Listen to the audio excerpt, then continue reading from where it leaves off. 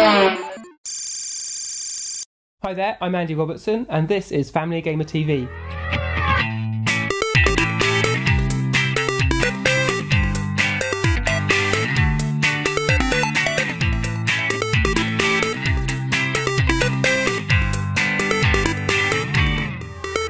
Welcome back to another episode of Family Gamer TV. I'm here with Paul Ritchie, and we've just been hearing about Skylanders Giants. So Paul, what is the biggest sort of change we're seeing in this next step? Appropriate. We're building upon the idea of toys coming to life. This time we're introducing Giants, which are these characters, as you can see, that are twice the size of normal Skylanders. And so this introduces new figures into the game and a new game as well. So oh yeah, absolutely. Yep. It's a whole new adventure. Mm-hmm. We have the 8 Giants. Mm-hmm. We have 8 new Skylanders as well. We love our normal Skylanders, so we've got 8 cool new Skylanders. There's all of the characters are returning. Any characters that you have from last year, fully playable, exactly as you created them. So we've committed to, your collection being absolutely important. That's really key to us. Okay, so you've got 8 new Giants. 8 Giants, 8 regular-sized Skylanders who are brand new, one for each element. And then you can bring all of the old Skylanders in. And can you take those new Skylanders and play them in the old game? That doesn't work at present. So the Giants, the Giants are kind of big. So the adventures sort of need to support their size and their scope. One of the things that I'm very proud about, with Giants, we've got this big story to talk about, but built into these is this awesome new technology, which uses broadcast magical power to light the toys. Yep. So with no batteries at all, as you move these toys near the portal, they begin to glow. Yeah, and we saw that in the presentation. So you took the toy, placed it on the portal, and as it approached the portal, the eyes lit up. Yeah, the eyes and the weapon. And so there's no battery in the toy? Nope. It's all coming from the portal of power magically. No modifications. Your old portal of power works just fine. And it's so fun to take this guy or one of the other characters that have this lighting technology and just sort of put them close to the portal and then take them away with them close. I wish I could say it was just like a really sophisticated thing, but it's just like, light is good. And in terms of the game itself, now Skylanders is a sort of a platform game, and you play with multiple players, but on the same screen. Right. Is that something we're going to see in Skylanders Giants the same? Will it be a split screen option, or is this a similar sort of style to the first game? We had real success with both players on screen at once.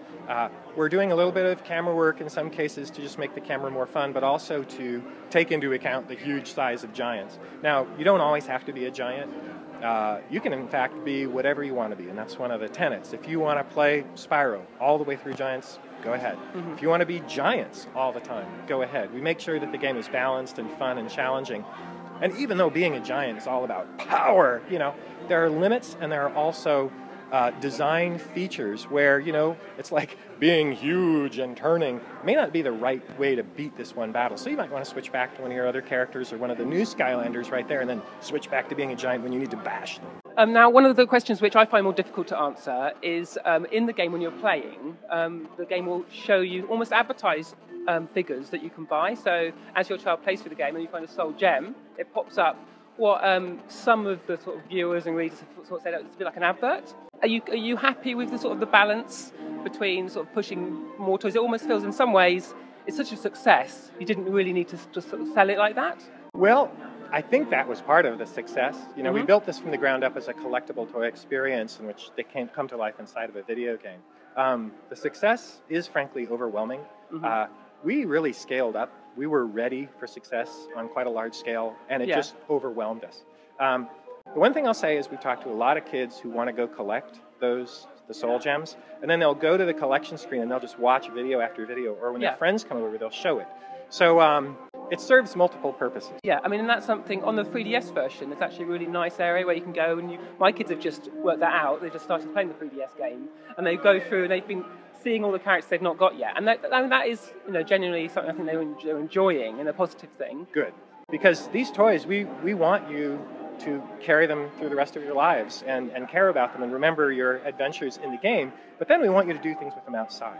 I think something I identified with was that sort of Dungeons and Dragons background where, as a child I had figures that I painted and they became very valuable to me, and so I was keen to sort of see that instilled in my kids as well. So yeah, I still have my D&D characters, both as toys and my character sheets, so yes. I understand completely.